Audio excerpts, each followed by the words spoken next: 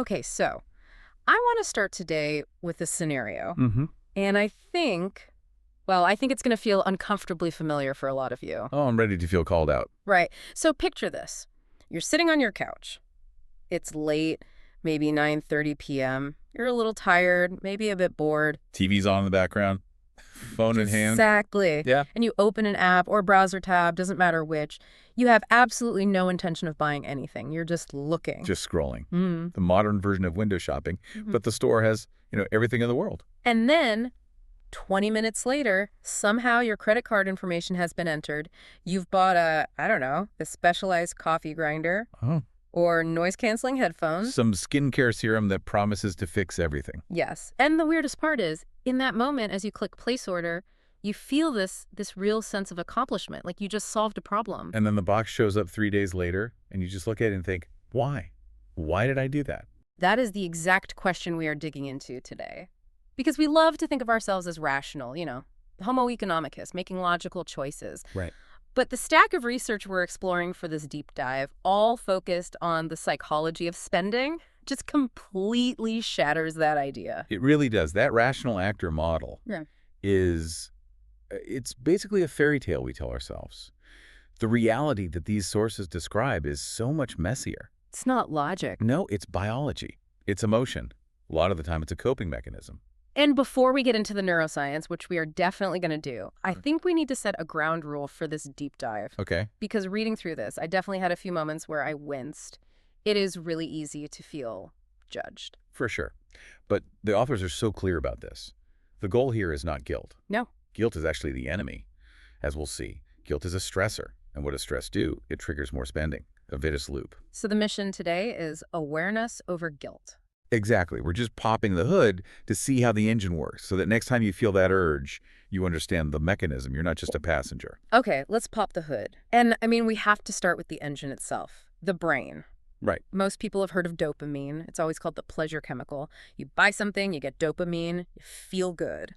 Simple. And that is a massive and I'd say dangerous oversimplification. Why dangerous? Because it completely misses why we shop in the first place. The source material draws a line between two very different systems in the brain.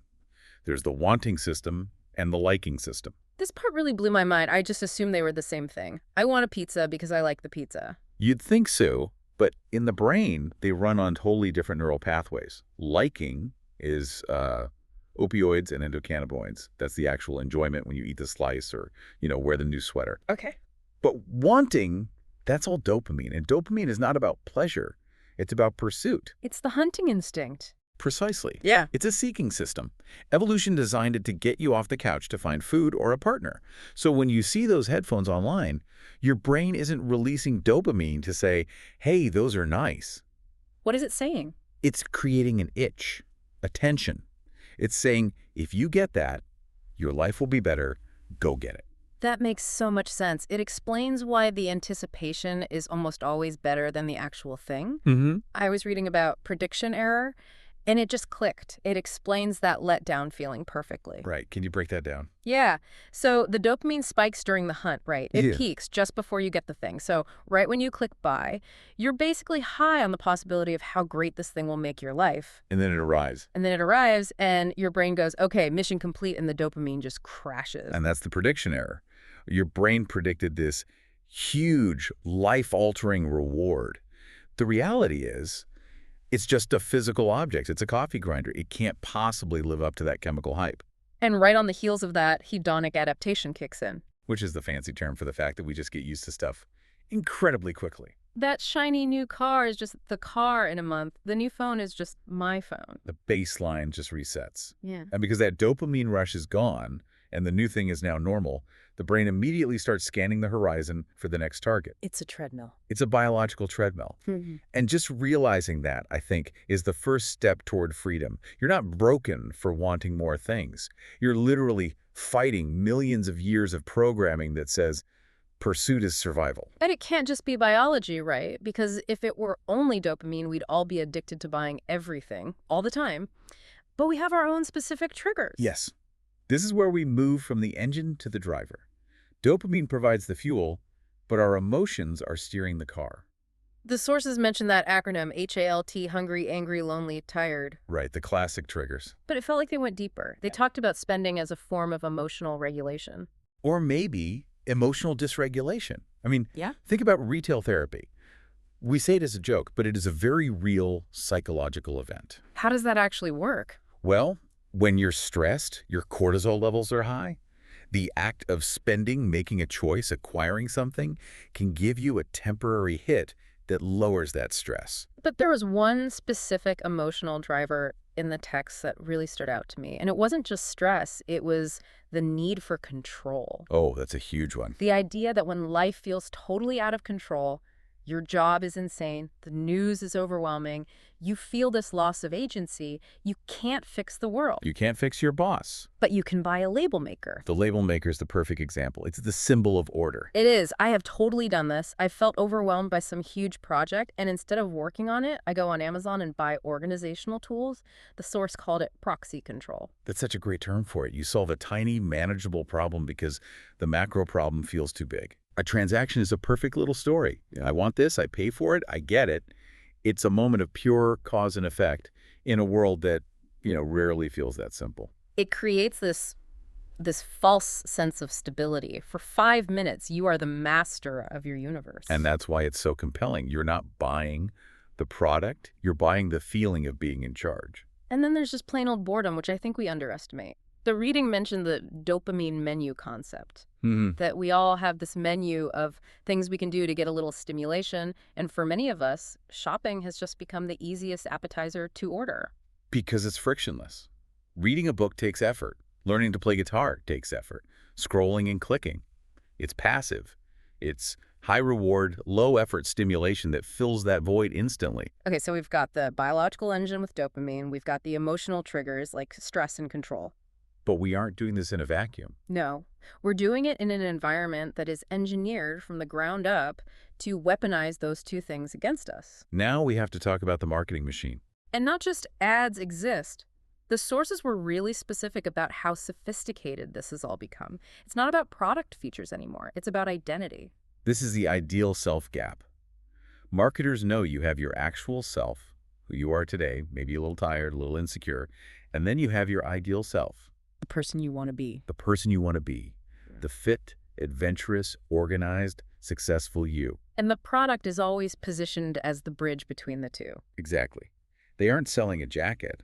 They are selling the lifestyle of the person who wears that jacket. You buy the fleece, you're buying into the identity of the eco-conscious explorer, even if you only wear it to the supermarket. That reminds me of the Diderot effect that came up in the reading, the philosopher Denis Diderot. Yeah, the story of his dressing gown. Right. He gets this beautiful, fancy scarlet dressing gown, and all of a sudden he looks around his office and everything else, his chair, his rug, it all looks shabby in comparison. So he has to upgrade everything. He replaces the rug, then the chair, then the desk. The introduction of one new identity item created this cascade of consumption to make everything else match. And marketers trigger that constantly. You get the new phone, now your old headphones feel inadequate. You buy the nice sofa, now the paint on the walls looks dingy. And social media has just poured jet fuel on that entire fire. Oh, absolutely. Yeah. Because your ideal self is no longer just this internal idea. It's being curated and displayed by everyone else's highlight reels 24/7. The sources called it the shift from keeping up with the Joneses to keeping up with the Kardashians. Or even just keep up with the algorithm. When it's just the Joneses next door, the comparison group was small. Limited. Now you're comparing your daily life to the top 1% of the planet's most beautifully curated experiences. Your brain's social comparison circuit just lights up like a Christmas tree. And that triggers this primal fear of falling behind, of being irrelevant. Which is a deep evolutionary fear. For our ancestors, being cast out of the tribe meant death. So when we spend to fit in, we're actually soothing a very old anxiety about being excluded. Okay, let's just pause here for a second, because this can all start to feel pretty bleak. It can. We're up against our own brain chemistry, our deepest insecurities, and a multi-trillion-dollar industry that knows exactly which buttons to push. It feels like a rigged game. It is a rigged game, but, and then this is the big pivot, you don't have to play. Which brings us back to the whole mission here. Awareness over guilt. Exactly. The goal is not to go live in a cave and weave your own sandals. Right. The sources are very clear on this. There's nothing inherently wrong with buying things you enjoy. Nothing at all. The problem isn't consumption. It's mindless consumption. It's the gap between what you think you're doing, making a rational choice, and what you're actually doing. Which is usually soothing an emotion. Right. This gets us to that distinction between wants and needs, and I think this is a tricky area because needs can be a very slippery word. It is. Strictly speaking, needs are food, water, shelter, basic clothing. Almost everything else is a want. But we have been taught to demonize wants. We act like wanting something is frivolous or bad. So what do? We do these mental gymnastics to reclassify our wants as needs. Precisely. You don't say, I want the new iPhone because it looks cool. You say, I need the new iPhone because my current battery drains 10% faster, and that's critical for my work. We invent a rationalization to get past our own internal guilt filter. But what the authors argue is that the healthiest thing to do is just admit it's a want. To own it. To say, I am buying this $6 latte, not because I need caffeine, but because I want the experience of being in this coffee shop right now. That strips away the self-deception. And weirdly, when you do that, you feel more in control, not less. Because you're making a conscious choice, not fulfilling some imaginary mandate. And once you own it as a choice, you can actually ask if it's worth it. Do I want this enough to trade an hour of my work for it? So, okay, how do we put this into practice? In the moment, when the dopamine is firing and there's a countdown clock on the website, it's really hard to be that philosophical. It is incredibly hard, which is why you need a system. You have to intentionally introduce friction. The sources call this the power of the pause. Friction is the enemy of impulse. It is. I mean, Amazon's one-click buy, Apple Pay, they spend billions to remove every possible point of friction. They want a direct line from your dopamine center to your bank account. Yeah. Your job is to manually add that friction back in. And the main tactic is a mandatory waiting period. Yes. Yeah. 24 to 48 hours is ideal. See something you want? Fine. Put it in the cart.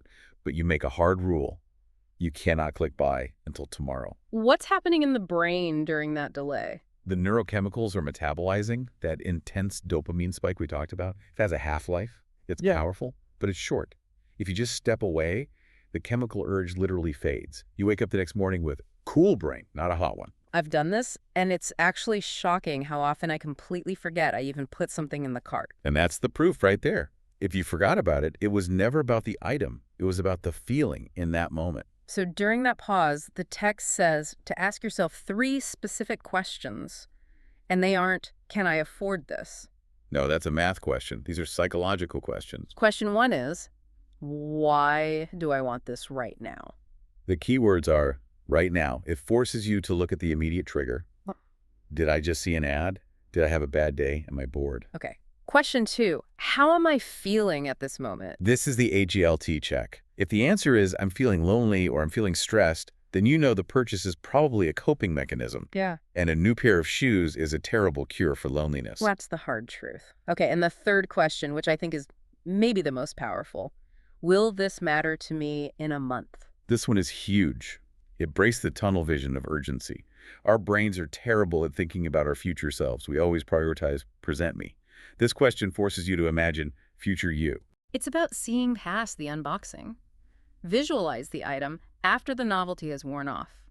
Is it still adding value, or is it just clutter? And if you do all that, you wait 24 hours, you ask the questions, and you still genuinely want the item. Then buy it and enjoy it guilt-free. Exactly. This isn't about deprivation. It's just about intentionality. So the end goal really is to stop using spending as a solution for emotional problems. Money is a tool. It's a really bad therapist. Yeah. When we ask a material object to do a spiritual or emotional job, it can't hold that weight. It's not designed for it. That brings me to the closing thought from the sources, which I found really profound. It suggests that what we're actually chasing isn't the stuff itself. No. Never. We're chasing the feeling we think the stuff will give us. We want to feel safe. We want to feel like we belong. We want excitement. We want to feel competent. We've just been conditioned to believe those feelings can be bought. But safety comes from internal stability, not a better home security system. Belonging comes from connection with people, not from wearing the right brand. And once you really get that, deep down, the urge to shop doesn't vanish, but it loses its power over you. You can walk into a store, see something beautiful, appreciate it for what it is, and then just leave it there. You don't need to possess it to be whole. I want to leave everyone with a final thought from this deep dive. It's something to consider the next time you find yourself scrolling. We spend so much money building an identity with our clothes, our gadgets, our home decor. Mm-hmm. But if you stripped away all the spending you do for stress relief, if you took away the things you buy out of boredom, and if you removed everything you bought just to prove something to other people, how much of your identity would be left on the shelf? And, more importantly, who would you be underneath it all? That is the real deep dive. Thanks for listening. Until next time. Okay, I want you to picture a specific moment. It's a 3 p.m. on a Tuesday. Uh-huh. You've been staring at a screen for, what, 6 hours?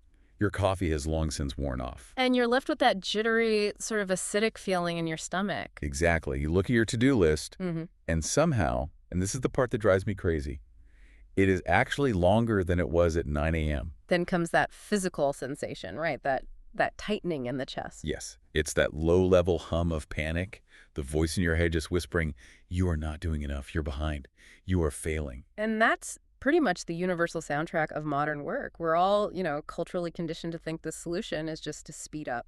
Do more, do it faster, optimize every single second. Yeah, it's a race where the finish line keeps moving. And the worst part, and this is what we're really digging into today, is that we've attached our self-worth to that race. If I'm not crushing it, am I even, worthy? That is the exact existential crisis our source material is tackling. We're looking at a guide called How to Be Productive Without Burning Out. Okay. But I want to be clear right up front. This is not a list of, life hacks. We are not going to tell you to wake up at 4 a.m. Oh, thank goodness, because if I hear one more guru tell me that sleep is for the weak, I think I might just scream. Right. So the mission for this deep dive is to completely dismantle that old high-pressure idea of productivity. And replace it with something based on Yeah. what? Balance. Sustainability. Sustainability is the key word. The source makes this really provocative claim right at the beginning. Productivity is not about emptying the tank every single day. I love that. True productivity, the kind that lasts for years, not just a few weeks, is about working in a way that actually supports your life instead of draining it. So it challenges that whole idea that burnout is just the price you pay for being successful. Precisely. That idea that if you aren't suffering, you aren't working hard enough. Okay, so we have a lot to unpack. We're going to look at the anatomy of burnout, which is much sneakier than just being tired. And then we'll get into the science of managing your energy, not just your time. And my favorite part? The idea that doing less is actually the path to doing better, which I have to admit sounds like a paradox. It does, but the logic really holds up. But before we get to the solutions, we have to properly diagnose the problem. We need to talk about the beast itself, burnout. Right. And the source makes a very sharp distinction between stress and burnout. They are not the same thing. I think most people use them interchangeably, but they're fundamentally different. So what's the technical difference? Think of it this way. Stress is a problem of too much.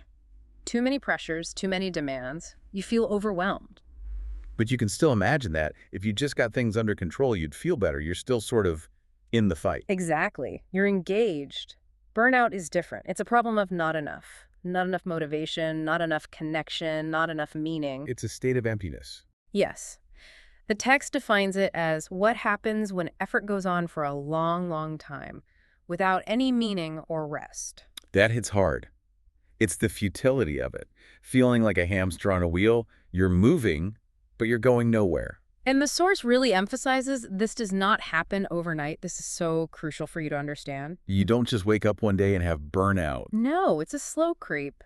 The source lays out these stages, and I think it's worth going through them because they look deceptively normal at first. I found this part terrifyingly relatable. Let's start with stage 1. Stage 1 is the compulsion to prove. This one is tricky because it actually looks like you're a high performer. You feel tired, sure, but you're also super motivated. You're running on adrenaline. You're taking on extra projects. You're trying to prove your worth. And you're telling yourself, I just need to power through this month, and then things will calm down. But the month never ends. Correct. And that leads to stage 2, frustration and cynicism. The adrenaline starts to fade, and now you're just irritated. You start feeling detached from your work, maybe snapping at people. I love your name for it, the per my last email phase. Yeah, you're just angry that tasks even exist. And that cynicism, it's a defense mechanism. Your brain is trying to distance itself from the pain. If you don't catch it there, you hit stage 3, collapse. The danger zone. This is where the lights go out. Even a small task, like sending an email, feels physically heavy, like climbing a mountain. And the motivation is just gone. You look at the screen and you just do not care. That's the key symptom. And here is where the source dropped a massive truth bomb for me. About why this happens, because we usually think, oh, I burned out because I'm weak. I couldn't handle it. The weakness myth. We internalize it as a personal failure. But the text says something completely different. It says, burnout is not a sign of weakness. It is often a sign that someone has been trying too hard for too long. It's just such a profound reframing. It means the people most likely to burn out are often the most dedicated and conscientious ones. Wow. So it's not that you're weak. It's that you've been strong for way too long without any support. It changes the whole diagnosis. It's not the driver's fault the car broke down. It's that you can't redline an engine indefinitely. Right. It's just basic physics. If the engine overheats, it's not because the engine is lazy. It's because the system wasn't maintained. So the solution isn't to just slam your foot on the gas pedal harder.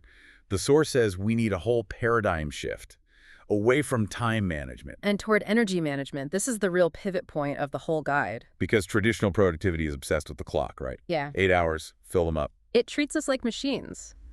But the text argues productivity is biological. All hours are not created equal. I love that phrase. It's so true. It is. We act like our energy at 9 a.m. is the same as 3 p.m. Biologically, that's just impossible. We're governed by something called ultradian rhythms. Okay, unpack that for us. Ultradian rhythms. So most people have heard of circadian rhythms, the 24-hour sleep-wake cycle. Right. Ultradian rhythms are shorter cycles that happen during the day. Research suggests our brains can only really focus intensely for about 90 to 120 minutes. And after that? After that, they need a break, a reset. So that slump I feel after I've been working hard for a couple hours, that's not me being lazy. No, that is your biology screaming for a recovery period. Your brain has literally run low on the fuel it needs for deep focus. Okay, so practically what do we do with that? We can't just tell our boss, sorry, my ultradian rhythm is off right now. Oh, well, you could try. But the strategy is to map your work to your energy. You have to identify your biological prime time. For most people, that's the morning, but not for everyone. And you protect that time. You reserve those high energy peaks for your most important work, the deep, creative, strategic stuff. And then, when that inevitable dip hits in the afternoon, you don't have to stop working. You just switch the type of work. You use that low energy time for what the source calls shallow work. Answering routine emails, filing stuff, scheduling meetings, things that don't need a ton of brain power. You're matching the task to the fuel in the tank. Yeah. If you try to do heavy lifting when you're in a slump, you just get exhausted and frustrated. Which brings us to the part of the guide that I think is the hardest for people to accept. The idea of doing less.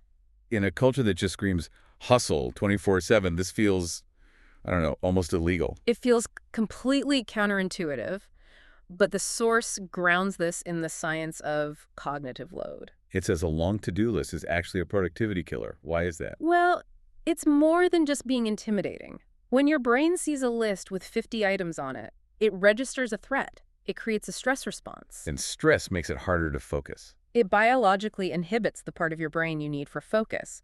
But there's also something called the Zeigarnik effect. The Zeigarnik effect.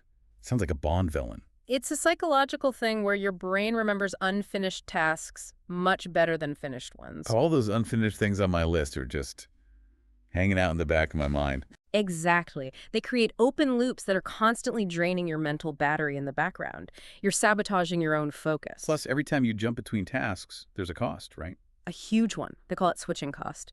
It takes, on average, something like 23 minutes to get back into deep focus after you've been interrupted. That's horrifying. So multitasking is basically a lie. It's a biological impossibility. You're just switching context really fast and paying a mental tax every single time you do it. So the recommendation is radical. Quality over quantity. Choose just a few important tasks, maybe 3, and focus on finishing them. And think about the psychological boost of that. Finishing one big thing feels so much better than starting 10 little things and finishing none of them. You get that dopamine hit, you close the loop, you get energy back. But to get the energy to finish those big things, we have to talk about the R word, rest. The thing we are all so bad at. This section really called me out. It confronts this belief that rest is a reward, that you only get to rest after everything is done. But the source has this brilliant, if slightly depressing reality check for that. What's that? In real life, everything is never done. It's so true. The laundry is never done. The emails never stop. If you wait for everything to be finished, you'll rest when you're dead. Which is why the guide reframes rest completely. It's not a luxury, it's a biological maintenance requirement. It's like charging your phone. You don't wait till it's at 0% to charge it. You charge it so it works. Yes, but here's where it gets really interesting. The source distinguishes between numbing and resting. Ooh, this is a big one. I definitely confuse the two. Is scrolling Instagram for an hour rest? According to the source, no, that's numbing. It gives you a little dopamine hit, but it's high sensory input. Your brain is still processing a ton of data. So what's true rest? True rest engages what's called the default mode network, or DMN. The DMN, okay. It's the brain network that kicks in when you're not focused on the outside world, when you're daydreaming or walking in nature or just staring out a window. And that's important. It's crucial. That's when your brain consolidates memories, makes new connections. It's where creativity comes from. So when I'm just staring at a wall doing nothing, my brain is actually doing some of its most important work. Exactly. Rest isn't the absence of activity. It is a different kind of activity. I love that. Okay, so we're doing less, we're resting better, but we still have jobs. The source talks about creating gentle routines. Structure without pressure. That's the key phrase. Because when I hear routine, I think of those intense YouTube videos. 4 a.m., ice bath, 4.15, journal. And if you miss one step, your whole day feels ruined. That's a brittle routine. A gentle routine is like a guardrail, not a cage. So what does that look like in practice? It's mostly about bookending your day. First, start the day slowly. Don't check your email the second you open your eyes. You guilty. That just spikes your cortisol and puts your brain in reactive mode instantly. Second, take those regular breaks we talked about. And third, and this is so important now, have a clear shutdown ritual. Ah, the end time. It's so hard when your office is your kitchen table. The work just bleeds into everything. Which is why the ritual is so important, a physical action. Close the laptop, tidy your desk, go for a walk. Something that tells your brain, work mode is off now. That helps with the psychological detachment. It does. But speaking of detachment, we have to talk about the hardest skill in the whole guide. The art of saying no. The necessity of refusal. It is so socially painful. It feels like you're letting people down. It feels dangerous. It feels dangerous because we're wired to avoid social rejection. But the source grounds this in the simple economics of energy. It's a zero-sum game. You can't just create more energy out of thin air. Exactly. So every yes has a cost. Saying yes to something trivial means you are, by definition, saying no to something essential. If I say yes to a meeting I don't need to be in, I'm saying no to my deep work or my rest. Precisely. So you're reframing it. It's not about being unkind or lazy. It's about understanding your limits so you can protect your ability to show up fully when it really matters. That actually helps with the guilt. You're not saying no because you don't care.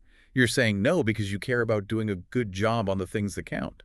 And people respect that clarity more than we think they will. Okay, let's go a little deeper for a minute. Yeah. The final section of the source gets into something almost philosophical. It's about why we get into this mess in the first place. It's about identity. This is the absolute core of it. You can fix your schedule, you can take all the breaks, but if you don't address this, you'll just burn out again. And the main point is, productivity is a tool, not an identity. I feel that. I think a lot of us, if we're honest, feel like we are only as valuable as what we produce. I was busy today, therefore I am good. It's called enmeshment in psychology. Your self-worth gets all tangled up with your output, and the source just says, no. You are not valuable because of what you produce. You are valuable just because you exist. A human being, not a human doing. It sounds a little like a greeting card, but when you really try to live by it, it's terrifying. Because if you strip away the job title and the to-do list, you're just left with you. And for a lot of high achievers, that silence is the scariest thing in the world. It's deeply uncomfortable, but the text contrasts how these two mindsets feel in your body. Toxic productivity feels heavy, it feels frantic, and it's based in fear. And the alternative, sustainable productivity. The source describes it as feeling calm, steady, quiet, and kind. Quiet and kind. I have never once associated the word kind with productivity. Productivity is supposed to be aggressive. Crush it. Kill it. It's a radical shift. It suggests a healthy approach has to have space for grace, for the fact that you're a biological organism that has bad days and needs rest. So if we put it all back together, the synthesis here, the big picture. Is that we have to move from a mechanical view of ourselves to a biological one. We have to respect the organism. Which means managing energy, not time. It means needing rest as fuel, not as a reward. It means gentle routines and setting boundaries. And it means we have to stop measuring our days by how many boxes we checked. Yes. The shift is internal. The guide suggests changing the question you ask yourself every morning instead of, how can I do more? You ask, how can I work in a way that feels sustainable? That's the takeaway right there. Sustainability. Because if you burn out, you're not productive at all. A broken engine goes nowhere. The goal is to stay in the race for the long haul, not sprint until you collapse at mile 2. So as you, our listener, go about your day-to-day, whether you're at work or washing dishes or just staring at that to-do list, try to summon that feeling of quiet and steady. And check your energy, not just the clock. Remember the lesson on identity. Right. And here's a thought to leave you with, something to chew on that really comes from that identity section. If you stripped away everything you produce today, every email, every task, if you achieve 0 results, would you still feel valuable? The source suggests the answer is yes. But actually believing that, living that truth, that's the ultimate challenge. Something to explore. Thanks for diving in with us. Okay, picture the scene. It's a Tuesday night, or maybe it's early Sunday morning. You've finally carved out that holy grail of modern life, free time. Right. You have a clear goal. Maybe you need to finish a report, study for certification, or honestly, maybe you just want to read that novel that's been gathering dust. You have the coffee, you have the comfy chair, the intention is there. Exactly. You sit down, you open the book or the laptop, and then tick, tick, tick. 30 seconds later, what is actually happening? Oh, I know this one. You are scrolling through a social media feed, or you're suddenly just paralyzed by the thought of an email you might have forgotten to send 3 days ago. Yes. Or, my personal favorite, you find yourself deeply, deeply invested in researching the weather patterns for a vacation you haven't even booked yet. It's so immediate. It's like trying to hold on to a wet bar of soap. The mind just slips. And the feeling that follows isn't usually, oh, well, better luck next time. No, it's frustration. It is this heavy, sinking feeling that focusing has become technically harder than it's ever been. It feels like a universal problem right now. And because it's so hard, we build this whole story around it, don't we? We do. We tell ourselves it's a character flaw, that we lack discipline. We need to buckle down or grit our teeth. Right, the brute force method. If I just, hate myself enough, I'll eventually do the work. Which, spoiler alert, rarely works. But today, we are doing a deep dive into some fascinating research, all anchored by an article called How to Stay Focused in a World Full of Distraction. Okay. And our mission here is really to dismantle that exact myth. The big takeaway from all our research isn't that you need more discipline. It's that you need to stop fighting your own biology. I'm listening. Because if the answer isn't just try harder, I am very, very interested. Well, the answer is significantly more nuanced. Yeah? It's about understanding the mechanics of attention, like cognitive load and attentional residue. And it's about managing your environment to lower that load. Okay. And maybe most surprisingly, it's about treating your brain with kindness rather than with force. Okay, I have to stop you right there. Kindness.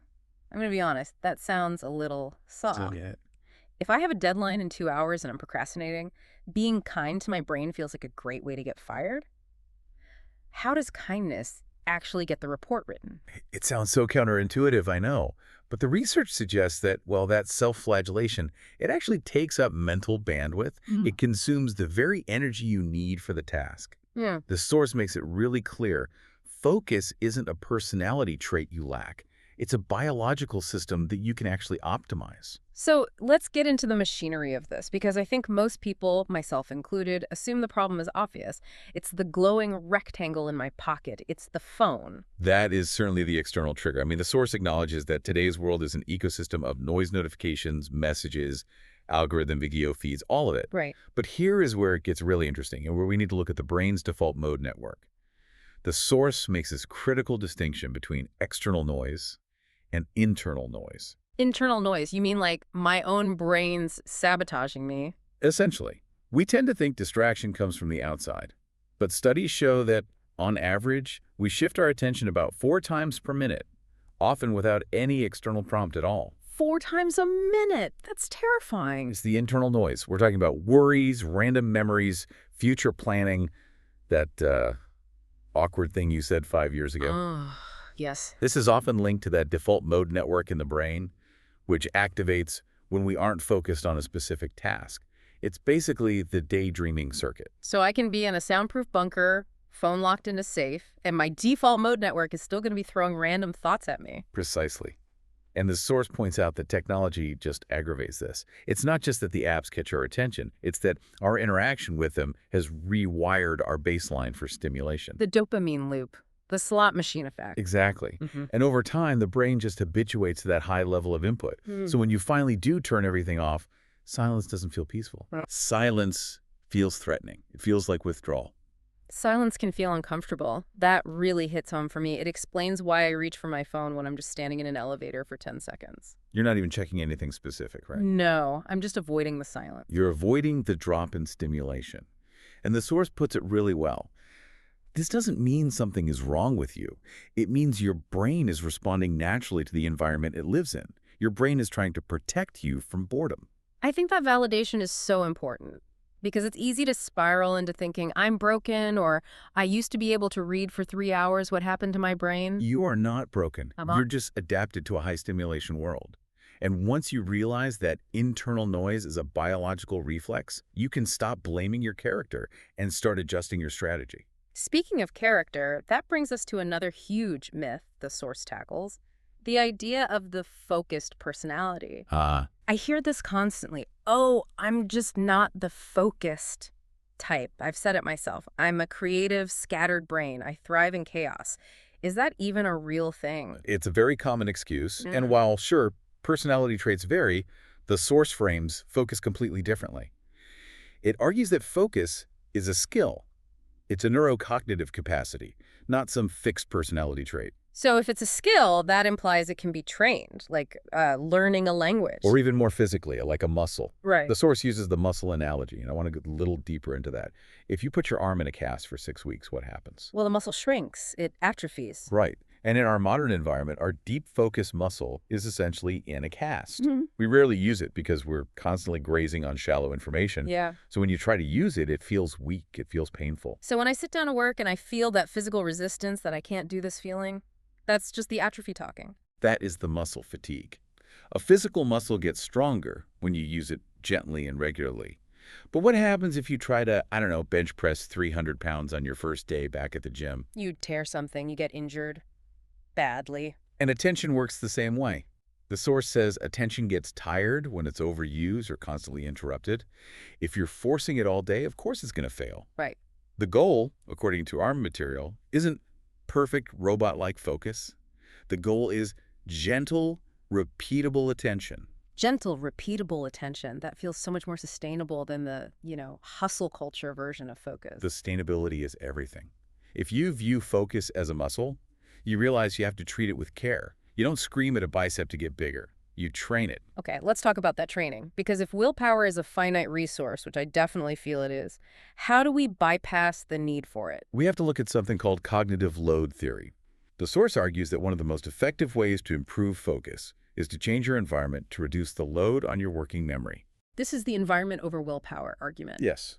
If you have to rely on willpower to ignore your phone, you're burning energy. You're engaging in what's called inhibitory control. Your brain is actively spending glucose to not look at the phone. So just having the phone on the desk, even if it's silent and face down, is draining your battery. Studies cited in similar research back this up. The mere presence of your smartphone reduces your available cognitive capacity. Wow. The source suggests visual and auditory hygiene. Hygiene. That sounds like I need to break out the disinfectant. It's mental hygiene. It lists specific changes. First, keeping the phone strictly out of reach, not just face down, but physically in another room or a drawer out of your visual field. That's a big one. What's the second point? Reducing visual clutter. And this isn't just about being tidy for the sake of it. Yeah, explain that. Because I'm that person with the messy desk who says, I know where everything is. Why does a stack of papers matter if I'm looking at my screen? Because of how your visual cortex works. Your brain doesn't just process what you're focusing on. It is constantly monitoring your peripheral vision for threats or changes. That stack of papers, the coffee cup, the sticky notes. They're all competing for attention. They're competing for neural representation. Your brain is practically whispering, there's a paper, there's a cup, there's a wire. Constantly. Yes. My It God. creates a baseline of low-level anxiety, and it consumes processing power. When you reduce that visual clutter, you lower the cognitive load. You're freeing up RAM for the actual task. That makes perfect sense. It's like closing the 50 tabs I have open in my browser so the computer stops lagging. That is the perfect metaphor. And the third point is just using soft background sounds, or silence, to do the same for your auditory processing. The whole idea is to remove the friction so that focus becomes the path of least resistance. Okay, so we've cleaned the desk, we've hidden the phone, we've lowered the cognitive load, but now we have to actually do the work. And this is where I feel like modern work culture just fights us because we are obsessed with multitasking. Oh wait, we wear like a badge of honor. I do. I feel like a wizard when I'm juggling things. I'm replying to a Slack message while listening to a Zoom call and editing a document. It feels incredibly productive. It feels productive, and that is the trap. The source is very, very firm on this. Multitasking is a biological impossibility for high-level tasks. But I'm doing it. I mean, I am doing 3 things at once. You're task switching. Yeah. You're rapidly toggling between tasks. And this introduces a concept I really want to dig into called attentional residue. Attentional residue, that sounds gross, like mental slime. It kind of is. It's a term from a business professor, Sophie Leroy. Basically, when you switch from task A, say the email, to task B, the document, your attention doesn't switch instantly and cleanly. Okay. A residue of your attention remains stuck thinking about the email. So part of my brain is still drafting that reply while I'm trying to write the report. Exactly. You are effectively working with a dimmer brain. You have fewer cognitive resources available for the new task, and the more you switch, the more that residue builds up. And I guess that explains why at the end of a day where I felt like a multitasking god, I'm actually just completely drained and the quality of my work is mediocre. You spent all your energy on the switching cost, the metabolic cost of recalibrating your brain over and over again. You burned the fuel, but you didn't really go anywhere. So what's the alternative?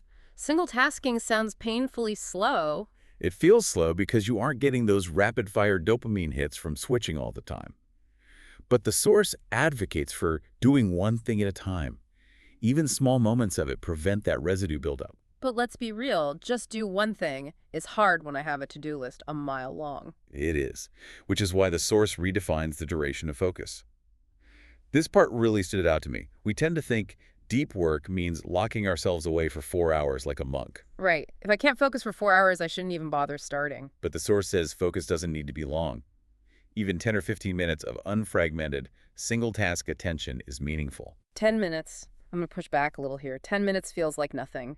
Can you actually get anything done in 10 minutes? It's not about finishing the project in 10 minutes. It's about overcoming the threshold of resistance.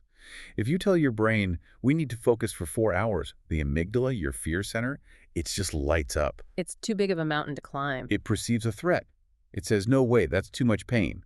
But if you say, I'm just going to focus for 15 minutes, that's manageable. It lowers the stakes, and usually once you start, you keep going. It's the light at the end of the tunnel. Exactly. Knowing a break is coming helps the mind relax and stay present. It reduces the pressure. But we have to talk about what that break looks like, because this leads to the most critical relationship in the whole text: the connection between focus and rest. I feel like we usually treat rest as a reward. Like, if I suffer enough through this work, then I am allowed to stop. And the source flips that completely on its head. It argues that rest helps focus more than effort does. The quote that jumped out at me was, trying harder is not always the answer. Which goes against everything we're taught in school or sports. Push through it. But look at the biology. If the brain is depleted of glucose, if your neurons are fatigued, effort just creates frustration. You can't force a tired muscle to lift a heavy weight. Right. The source says sleep, quiet moments, gentle activities. These are prerequisites for focus, not rewards for it. So rest isn't the prize. Rest is the fuel. A rested mind finds focus naturally. A tired mind breeds distraction because it just lacks the inhibition control to stop the wandering. I love that reframing, but I want to circle back to something you mentioned at the very beginning: kindness. We've covered the biology, the environment, the residue. But you said kindness was a functional part of this system. This is the gentle mindset. Because even if you rest and you clean your desk and you hide your phone, your mind will wander. The default mode network will kick in. It's inevitable. The question is, How do you react when it happens? Usually, I get angry. I think, come on, stop wasting time. You're being lazy. That reaction, that judgment, is a secondary distraction. Now you have the original distraction plus a layer of negative emotion. You are effectively doubling your cognitive load. So by getting mad at myself for getting distracted, I'm actually making it harder to get back to work. You're digging the hole deeper. The source suggests a no-judgment rule. When you notice you've wandered, you just gently bring the mind back. That sounds a lot like meditation advice. It is, essentially, but applied to work. The source suggests we should reframe the return. Instead of seeing the distraction as a failure, you view the act of returning to the task as a repetition. That is the moment the muscle gets stronger. Oh, I like that. The win isn't never getting distracted. The win is the moment you return. Exactly. Every time you catch yourself wandering and gently, without anger, bring your attention back to the report, you've just done a rep. That is how you build the skill. So kindness isn't just about feeling warm and fuzzy. It's about efficiency. It's about not wasting energy on self-criticism so you can use that energy for the task itself. That is the core argument. The source actually calls choosing focus an act of kindness toward yourself. Can we unpack that? Because usually focus feels like a chore, not a gift. Well, think about the alternative state. Scattered attention, anxiety, feeling overwhelmed, rushing. That constant low-level panic of multitasking, that is a very stressful way to live, right? It is. It's exhausting. When you create a space for focus, calm, steady monotasking, you are creating a sanctuary for your brain. You aren't trying to control your mind with an iron fist. You're caring for it by giving it one single thing to do. That's profound. It changes focus from a disciplinary measure into a form of self-care. It transforms the entire experience. The text says focus doesn't need to be intense. It can be soft, steady, and calm. Soft, steady, and calm. That is a very different vibe from the crush-it productivity advice we usually get. And honestly, in an economy that thrives on stealing your attention, simply slowing down is a radical act. So let's bring this all down to earth for everyone listening. We've covered a lot of ground, from the default mode network to attentional residue. What's the immediate application? It starts with the environment. Respect your cognitive load. Change your space so you don't have to fight it. Hide the phone, clear the visual clutter. Don't make your brain process junk. And stop the multitasking. It's a lie. It's just slime building up in your brain. Do one thing, even if it's just for 10 minutes. And embrace those short bursts. Lower the threshold. 10 minutes of real focus is so much better than an hour of scattered, frustrated effort. And finally, the mindset. Be kind. When your mind wanders, and it will just gently bring it back, that return is the victory. It's about reclaiming your own attention, not by force, but by creating the right conditions for it to thrive. I want to leave everyone with a thought to mull over today. We talked about how focus is an act of kindness, but I want to flip that. If attention is a muscle, we are currently living in a gym that's designed to make that muscle atrophy. Every app, every notification, every breaking news banner is designed to monetize your distraction. That is the attention economy. So the question is, when you let the noise win, who are you actually serving? Are you serving yourself, or are you serving the algorithm? That's a powerful question. Maybe the most radical, rebellious thing you can do today isn't to protest or shout. Maybe it's just to close the tabs, put the phone in a drawer, and give yourself permission to do one single thing for just 10 minutes. Reclaim your time. Exactly. Thanks for diving in with us. See you next time. Okay, let's start today with a bit of a confession. I want you to think about the last time you ran into a friend, or maybe a colleague you haven't seen in a while. You ask them that standard question, how are you? And they sigh, look you right in the eye and say, I am just so busy. It's the new I'm fine, isn't it? It's almost the default greeting now. It really is. Yeah. But here's the darker question I want to ask. When you say it, when you tell people how swamped you are, be honest. Does a small part of you feel, good about it? Oh, absolutely. Like it's some weird badge of honor? It validates us. We live in this culture that has completely convinced us that success is a very specific equation. Right. More hours, plus more tasks, plus more effort equals better results. And the implication is always that if you aren't totally exhausted, you're obviously not trying hard enough. That is the whole hustle culture trap right there. This idea that burnout is just, the price you pay. But today, we are looking at a stack of research that suggests that equation isn't just a little bit off. It might be completely backwards. Right. We're diving into a text titled, Why Doing Less Often Leads to Better Results. And I have to say, reading this felt like a relief, but it also felt a little dangerous. Dangerous how? That's an interesting word for it. Well, it just challenges the way most of us operate. It suggests that doing too much is actually the cause of our failure, not the solution. It made you look back and wonder if all that grinding was just a waste of time. And that is the core premise. It's a really tough pill to swallow. The source argues that overloading your day doesn't just make you tired.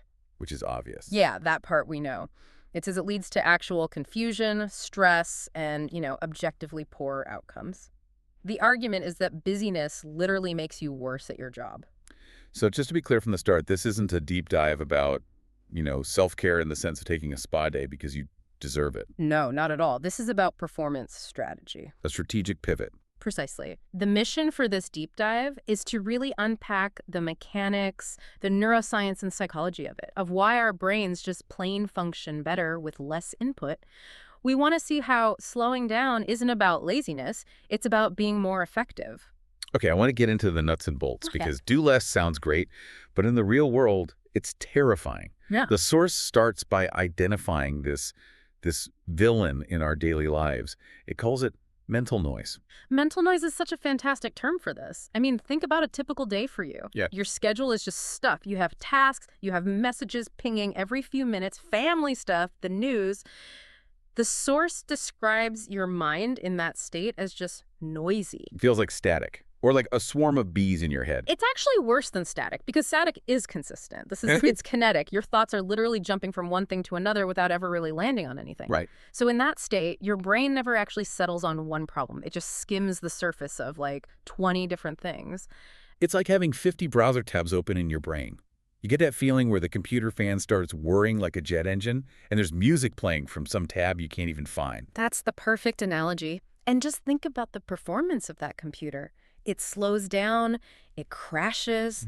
The source points out the human version of that. It says even simple decisions can feel heavy. When you have that much noise, you can work a 12-hour day and your satisfaction is just rock bottom. You feel like you're running through mud. I know that feeling so well.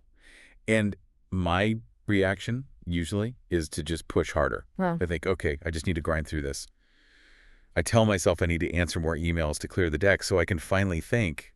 But the text says that's the wrong move. It is the worst move you can make. It makes this really crucial distinction. It says the problem isn't a lack of effort. You're trying hard enough. Right. The problem is too much input. You are trying to pour a gallon of water into a pint glass. Pushing harder just makes a bigger mess. That's a huge perspective shift. Yeah. It's not a discipline failure. It's an input failure. Exactly. Right. And the only way to fix an input failure is to, restrict the input. The source is very blunt about this. Reducing the number of tasks is the only way to reduce mental pressure. You can't outwork the noise. You have to silence it by taking things away. Okay, so let's say we do that. We close some of the tabs. What happens then? Because the text moves into what I'm thinking of as the physics of focus. It talks about attention almost like it's a physical thing that takes up space. It does, and this is where the science gets really cool. The one line that stood out to me was, focus is not something we can force. It appears when the mind has space. But we've all tried to force it, right? Yeah. You're sitting there staring at a blinking cursor, just demanding your brain to come up with something brilliant. And it almost never works. No. And that usually leads to what the text calls thin and weak attention. This is a really key concept. If you are trying to focus on a bunch of things at once, or even just switching back and forth, your attention gets spread so thin it basically loses all its power. Hold on, let's pause there. Because the modern workplace pretty much demands constant task switching. I'm writing a report, but I have to check email and then someone comes to my desk. Is that really destroying my focus? Or am I just, multitasking? You're experiencing something researchers call the switching cost, or attention residue. Attention residue. Yeah. That sounds kind of gross. It is a little gross, yeah.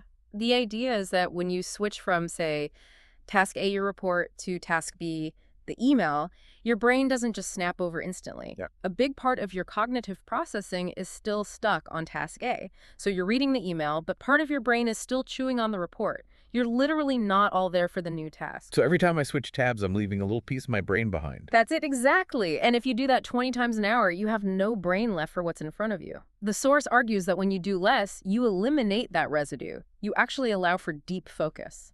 And this is where it gets super compelling for anyone who loves productivity metrics. There's a formula in the source I just love. It says, one focused hour can be more effective than many distracted hours. That is the key. For anyone who loves efficiency, that's the whole game. We track hours like they're all the same. I worked an 8-hour day, but an hour is not a fixed unit of value. Right. 1 hour of deep, quiet, singular focus that can produce more actual value than 8 hours of distracted, noisy, busy work. It's quality over quantity, but for time itself. The benefits listed are pretty convincing. Work gets easier, mistakes go down, creativity goes up. And that makes total sense, doesn't it? If you're not fighting the noise, if you're not fighting the residue from the last 10 things you did, your brain has the bandwidth to actually be creative. You aren't just processing tasks, you're thinking about them. But let me play devil's advocate for a second. Deep focus is great, but our lives demand constant decision-making. Answer this, decide on that. Where should we go for lunch? The Force brings up a concept that explains why we feel so wiped out by 2 p.m. You're talking about decision fatigue. This is a very real economic reality for your brain. Yeah, the text puts it so simply, every decision uses energy. And here's the scary part. The brain doesn't really distinguish between important and unimportant decisions nearly as well as we think it does.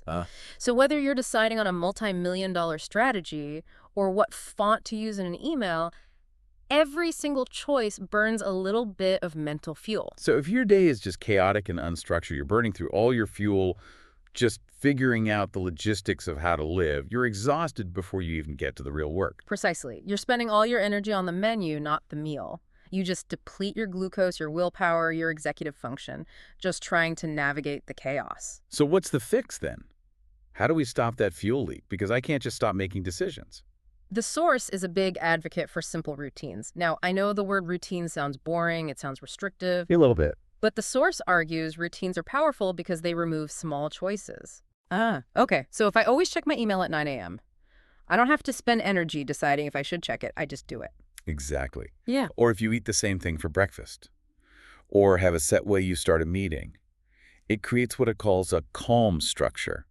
By automating those little things, you save your best mental energy for what actually matters. The text literally says, less decision-making often leads to better decisions. I love that term, calm structure. It doesn't sound like it's there to bind you, it's there to support you. It sounds a lot better than chaotic scramble, which is my usual mode. But speaking of scrambling, we have to talk about speed. Because the text takes a really hard line against our obsession with doing everything fast. It does. It acknowledges that, our culture celebrates speed. We want everything yesterday, the whole move fast and break things idea. Right. But the Source warns us that fast progress is not always real progress. That's a heavy statement. Fast progress is not always real progress. Because in my head, speed is progress. If I'm moving fast, I'm winning. What does that even mean? Well, think of it like a vector. If you're going 100 miles an hour, but you're just slightly off course, or you're making mistakes that you can't even see because everything's a blur, are you actually making progress? No, I'm just getting to the wrong place faster. Exactly. The text argues that when you move too quickly, you're just prone to stress and errors. You might finish something in record time, but if it's full of mistakes or you burned out your team, you're just going to have to go back and fix it all later. So it's negative progress. It's actually slower in the long run. It's the classic tortoise and the hare situation, but for the modern workplace. The Source advocates for slow, steady progress. It's more sustainable. When we slow down, we move with intention. We actually understand the work we're doing. There's a line in here that says, we learn from our experience instead of rushing past it. That really hit me. How often do we finish something and immediately just sprint to the next thing without ever processing what we just learned? All the time. And that's what stops us from growing. If you rush past the experience, you don't absorb the lesson. Consistency is so much more important than speed. Okay, so we've covered focus, decision fatigue, speed. Now let's get to the thing we all feel guilty about. The thing we think is the opposite of work. Rest. This is one of my favorite parts of the analysis because it completely reframes what rest even is. It stops treating rest as just idle time. Yeah, as the absence of productivity. And it starts treating it as a biological requirement for performance. Right, because my default is, if I'm resting, I'm being lazy. But the Source says rest is part of productivity. It's an active process. The text explains that rest is when the brain actually processes information, when it solves problems, and when it recovers. Is this related to what neuroscientists call the default mode network? It is, essentially. When you stop focusing, when you go for a walk or do the dishes or just stare out the window, your brain doesn't switch off, it switches gears. It activates that network. And it starts connecting dots in the background. Yes. Consolidating memories. The text says, without rest, effort loses its power. It's like when you're trying so hard to remember a name and you can't get it. It's on the tip of your tongue. You struggle and struggle. Then you give up, go take a shower, and boom, it just pops into your head. That's the aha moment, exactly. And it only happens when the prefrontal cortex, the part of your brain that's trying hard, quiets down. The source is explicit that good ideas show up when we're relaxed, not when we're pushing. So sitting on the couch or going for a walk isn't wasting time. It's background processing. It is essential maintenance. If you skip it, you lose that processing power. You lose the ability to connect different ideas. You just become a task doer, not a problem solver. I feel like I need to print that out.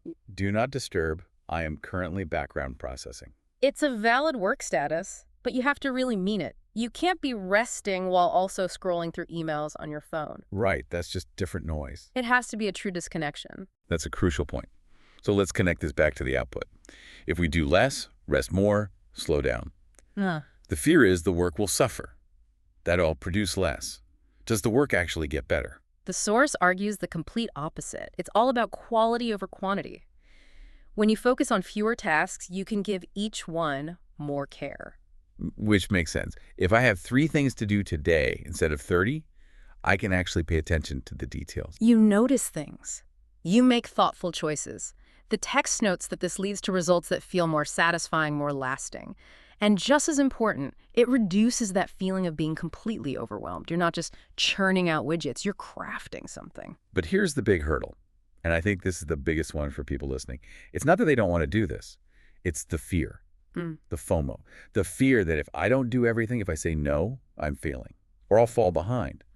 The source calls this the habit of believing we must do everything. This is the big psychological barrier.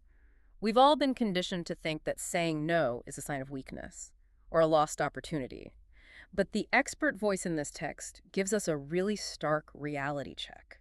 Which is? No one can do everything well. It's a hard truth. It hurts a little bit to hear. It does, but once you accept it, it becomes a tool. The text says choosing what not to do is as important as choosing what to do. That is the definition of strategy. Strategy is about selection. It's about making trade-offs. So every time we say yes to something unimportant, we are implicitly saying no to something that actually matters, just because we run out of time and energy. That's the opportunity cost, exactly. If you try to carry everything, you can't carry the important things well. You end up dropping the ball on what matters because your hands are full of stuff that doesn't. I really like the idea that letting go creates freedom.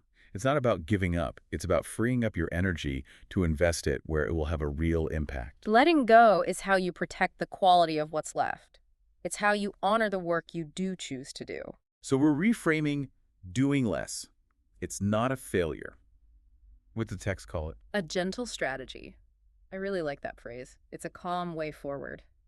By simplifying, we create room for focus, for creativity, and for calm. And the result isn't just that we feel better, which is huge. It's that the actual results get better because our attention isn't split 100 different ways. Right. Sometimes the fastest way to move forward is to slow down. So let's bring this all together for everyone listening.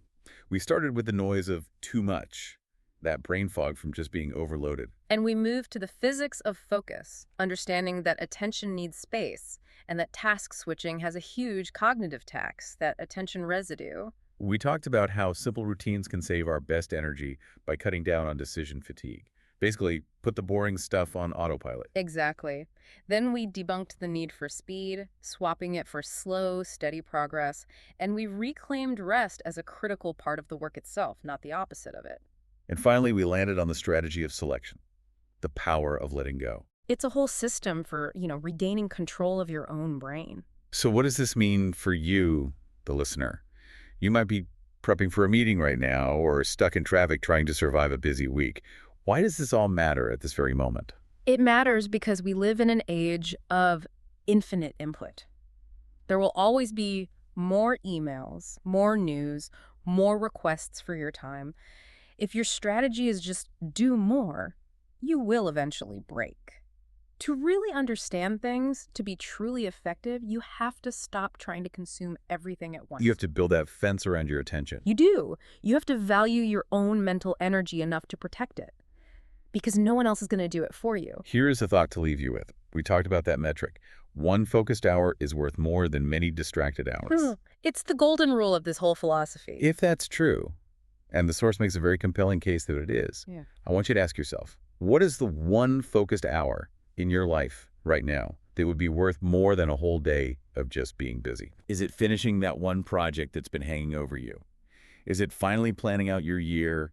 Is it just sitting and thinking about a problem without your phone in your hand? That's the real question, isn't it? If you could trade a whole day of frantic noise for just 1 hour of true brilliance, what would you do with that hour? Something to think about while you practice your new background processing routine. Indeed. Go find your calm structure. Thanks for diving in with us. We'll see you next time. You know the scene. I mean, I don't even have to tell you the name of the movie. You already know the scene I'm talking about. I have a feeling I know exactly where this is going. The hero is at rock bottom. They've lost the big game. The love interest has walked out. The dojo has been dishonored. It's, raining against the window pane. It's grim. And then you hear that first guitar riff. The drums kick in. Exactly. The drums kick in. And suddenly, we are in the montage. We see them waking up at 4 a.m. They're drinking raw eggs, which, by the way, is gross and medically inadvisable. It really is. They're sprinting up snow-covered mountains. They're lifting logs that just defy physics. It is 3 minutes of pure, unadulterated intensity. And that's the promise, right? 3 minutes of suffering, and then boom, you're a champion. You're transformed. The music swells, the credits roll. It is incredible cinema. It gets the blood pumping. It makes you want to run through a brick wall. It makes for amazing cinema. But here is the problem, and this is what we're digging into today.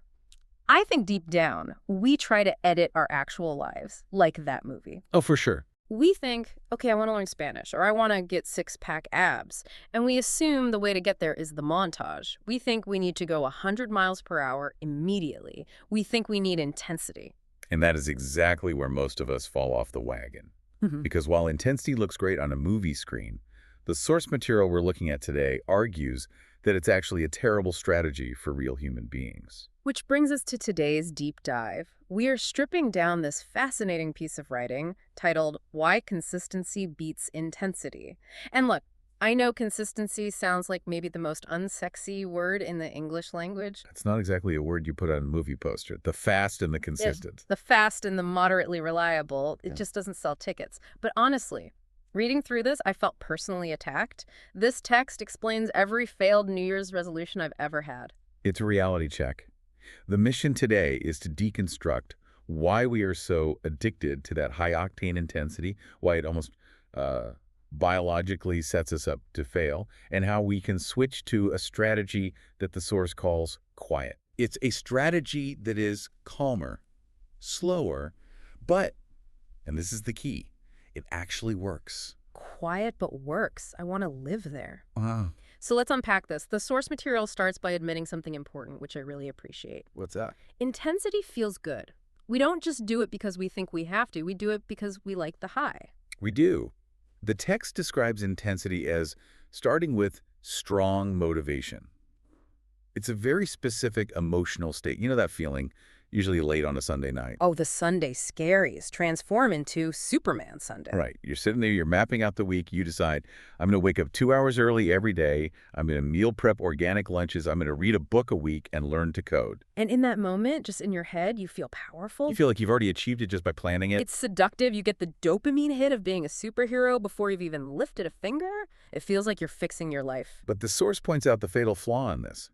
Intensity relies entirely on that emotion. It relies on you feeling up. And the problem with emotions, even the really positive ones like high-octane motivation, is that they're temporary. They're weather. They pass. They rarely last. The text outlines the cycle pretty clearly. You have a few days, maybe a week if you're lucky, where you just ride that wave of excitement. You do in the montage. You do in the montage. You're waking up early, but then inevitably, reality sets in. Life happens. Your boss yells at you, the car breaks down, or honestly, you're just tired because you've been waking up at 4 a.m. Exactly. Life gets busy. Yeah. Your energy drops. And suddenly, that intense routine you built, which requires 100% of your energy, It breaks. You miss a day. And this is a part of the text that really hit home for me. It's not just that the routine breaks, it's the psychological cost of the break. The source explicitly mentions the arrival of guilt. Yes. This is the mechanism of failure. When you rely on intensity, you are setting the bar impossibly high. The text says intensity asks for too much too quickly. So when you inevitably miss a step, because you are a human being and not a robot, you don't just feel like you missed a Tuesday, you feel like you failed. The guilt sets in. And I've felt this. You miss the gym once, and you think, well, I ruined the streak, I'm a failure, I might as well eat this entire pizza. The might as well effect, it's paralyzing. Yeah. Once the guilt appears, the progress just stops. Yeah. Intensity creates this sort of binary world. Yeah. You are either 100% on, crushing it, or you are 0% off, failing. There's no middle ground. That is such a crucial insight. Intensity feels like power, but it's actually fragile. It's like a glass cannon in a video game. It hits hard, but if you tap it the wrong way, it just shatters. Precisely. So the source proposes the alternative, consistency. But the way it describes consistency is really interesting. It uses the word calm. Calm. See, that's where I get skeptical. Because Yeah. calm doesn't sound like winning. Calm sounds like settling. Right. It sounds like something you tell people who can't handle the heat. And that's the cultural conditioning talking. We are trained to think that effort must hurt to count. But the text says consistency does not need motivation every day. Okay, pause there. Does not need motivation. That sounds like a superpower, because usually I spend half my energy just trying to get motivated to do the thing. Well, think about it. If you rely on consistency, you stop trying to hype yourself up. You stop waiting for the montage music.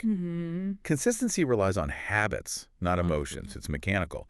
The text says consistency grows slowly, but it grows deeply. Grows deeply. I like that image. It's less like a firework and more like an oak tree. That's a great analogy. A firework is intense. It's bright, loud, exciting. Everyone looks at it, and then 3 seconds later, it's just ash. Yeah. An oak tree is boring. You can stare at it all day, and you won't see it move. It's not exciting.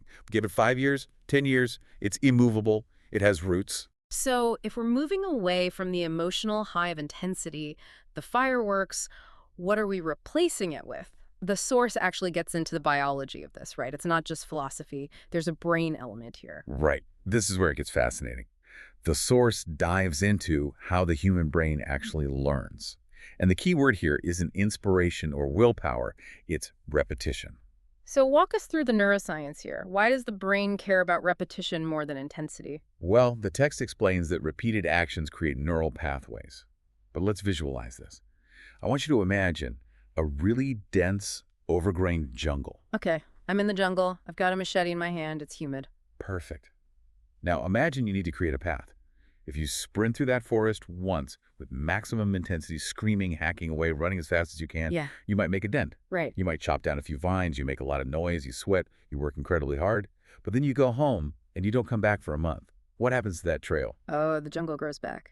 In like a week, nature takes it back. Exactly. The weeds take over. The path is gone.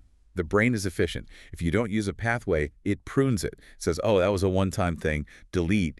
It's looking to save energy. But if I walk that path every single day, Even if you walk slowly, even if you're just shuffling along in your pajamas, if you walk it every day, you beat down the grass, then you pack down the dirt, eventually the roots stop tripping you up. and it becomes a path. It becomes a path. The source says, what once felt difficult becomes normal. That is the holy grail, right? We want the hard stuff to feel normal. We want going to the gym or studying Spanish to feel as automatic as brushing our teeth. And that only happens through repetition. The brain adapts to what you do daily, not what you do occasionally with great effort. That's why the text argues that consistency works better than short bursts. The bursts just don't last long enough to do that physical rewiring work in the brain. It's interesting because when you frame it that way, intensity seems almost inefficient. Like you're spending a huge amount of metabolic energy for very little biological return. It is inefficient in the long run. And it's also high cost in terms of stress. The source makes a big point about the relationship between our goals and pressure. Oh, yeah. Intense goals create pressure. I feel that in my chest just hearing it. And pressure leads to stress. And what does stress do biologically? It triggers cortisol. It triggers fight or flight. It makes us want to escape the very thing we're trying to do. Yeah. If your goal is to write the next great American novel in 30 days, every time you sit at the computer, you feel the weight of that deadline just crushing you. It's miserable. And eventually you just stop sitting at the computer because your brain is screaming, "Run away! This is painful." I do this all the time. I procrastinate because the task feels too heavy. Exactly. The procrastination is a defense mechanism against the pressure. But consistency, the source says it removes pressure How? I mean, how do you remove pressure when you still have a goal? You still want to write the book. by shifting the definition of the goal. In a consistent model, the goal isn't write the novel today. The goal is show up. Just show up, even in a small way. That feels like letting yourself off the hook, though, doesn't it? If I just say, my goal is to put on my running shoes, aren't I cheating? Aren't I just lowering the bar to the floor? You are lowering the bar to the floor, yes. But that's strategic. If the goal is just to open the document and write one sentence, the pressure is zero. Okay. You can do that on a bad day. You can do that when you have the flu. You can do that when you're depressed. And because the pressure is gone, the habit becomes sustainable. Sustainable even during difficult times, as the text says. Right. And we all have difficult times. Hmm. If your strategy requires you to be at 100% capacity to work, your strategy is broken Yeah. because nobody is at 100% forever. Consistency is designed for the days when you're at 20%. I think that's the part that is hardest to accept, though, because when you're doing that 20% work, when you're just showing up and doing the small thing, it feels invisible. It feels like nothing is happening. You've hit on the invisible phase. The source addresses this directly. It says, one challenge with consistency is that results appear slowly. Yeah. In the beginning, it looks like nothing is changing. You're doing the small habit, you're eating the salad, you're writing the paragraph, and you look in the mirror or check your bank account, and nothing. Zero. It's the valley of disappointment. Is that what we're calling it? That's what it feels like. You are putting in the effort, but the feedback loop is delayed. And that is where most people quit. Because we're conditioned by that movie montage to want the immediate transformation. We want the training sequence to be over so we can win the fight. But the source says something is happening, even if we can't see it yet. It says change is happening quietly. It says consistency works behind the scenes. Skills are improving. The neural pathways are getting packed down. Right. But most importantly, something psychological is shifting. Confidence is growing. Now, this definition of confidence really stood out to me in the reading. Usually when we talk to people about confidence, we think of bravado, pumping your chest, standing in front of the mirror saying, I am a tiger. Right, the fake it till you make it style. Yeah. High energy. But the text defines confidence differently. It says confidence grows from reliability. Every small action is a promise kept. That's the line. Every small action is a promise kept. Yeah. Think about what that does to your relationship with yourself. If you set a massive, intense goal, I will run 10 miles today, and you quit at mile 3 because you're exhausted, you are breaking a promise to yourself. You are teaching your brain, I am a liar. I cannot trust my own word. Oof. Yeah. That's dark, but it's true. That's the guilt again. You start to see yourself as someone who doesn't follow through. But if you set a small, consistent goal, I will do 5 minutes of stretching. And you do it. You kept a promise. You build what the text calls self-trust. And calm confidence. Calm confidence, knowing that you will show up again tomorrow. It's not about thinking you're the greatest athlete in the world. It's about knowing you are reliable. That is a much sturdier foundation than hype. It's a shift from, I hope I can do this, to, I know I will do this because I always do. Exactly. And that self-trust is what carries you through the invisible phase. You don't need the external result immediately because you have the internal validation of keeping your promise. You feel good about yourself simply because you showed up. Now, there's another enemy of intensity that we haven't touched on yet, but the text makes a big deal of it. Rest. Ah, yes. The relationship with rest. Intensity seems to hate rest. If you're in the montage, you don't sleep, you don't take a break. Rest is for the weak. Intensity fears rest because intensity is fragile. If you stop the momentum of a spinning top, what happens? It falls over. The whole thing collapses. But the source says consistency respects rest. How so? Because consistency sounds like never stopping. It sounds like a treadmill you can't get off. Not if you look at the time horizon. Consistency operates on a longer timeline. If your timeline is forever or the next 10 years, then missing one day is statistically irrelevant. It's a blip. It's a rounding error. The text mentions the one-day rule, effectively. It says missing one day does not destroy progress.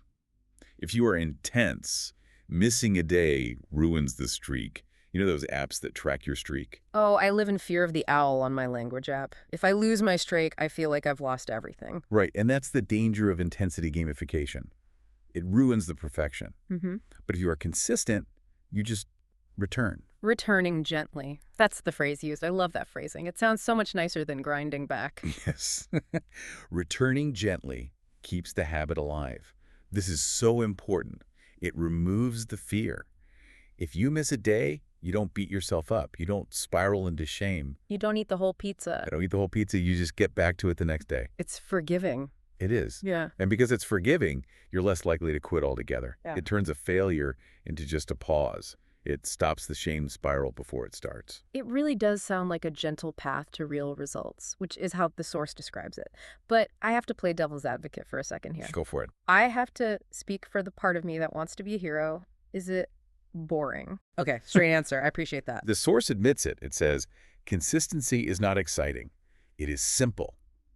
We have to be honest about that. If you are looking for thrills, for that adrenaline rush of crushing it, consistency will feel boring. It will feel mundane. But the text argues, and that is why it works. The excitement is the distraction. The boredom is where the work gets done. It says small steps lead to change, not through force, but through patience. We want to force the result. We want to grab the result by the throat and drag it into existence. But you can't force neural pathways. You can't force biological adaptation. You can only coax it through patience. You can't yell a plant into growing faster. In the long run, consistency always wins. That's the final verdict. It's the tortoise and the hare. It's the oldest cliche in the book because it's biologically true. The hare burns out. The hare gets distracted. The hare relies on intensity. And the tortoise just keeps stepping. The tortoise just keeps stepping. So if we look at this for our listener, the learner who is probably juggling a job, maybe family, hobbies, and trying to learn something new, the message is pretty liberating. It's incredibly liberating. It means you can stop trying to overhaul your entire life on a Monday morning.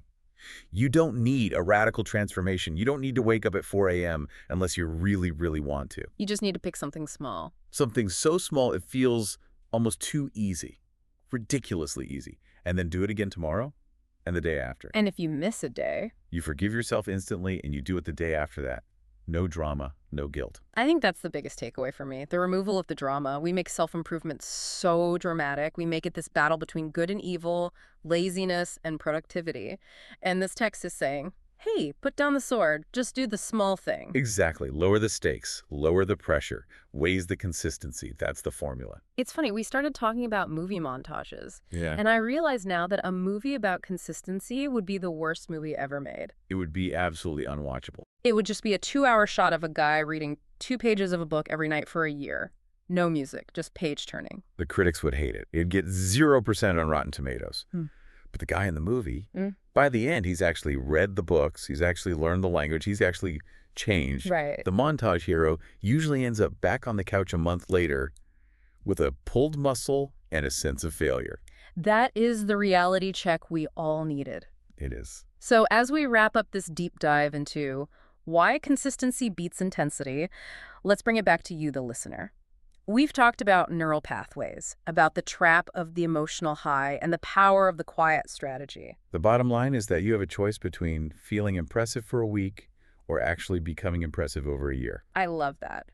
And here's a thought to leave you with, something to mull over as you go about your day. We talked about how every small action is a promise kept to yourself. So here is the question. What is one small, boring promise you are willing to make to yourself today? Not a grand declaration, not a life overhaul. Just a tiny, boring promise that matters more than 1,000 intense intentions. Because that small promise is the one you'll actually keep. Exactly. Thanks for diving in with us. We'll see you next time.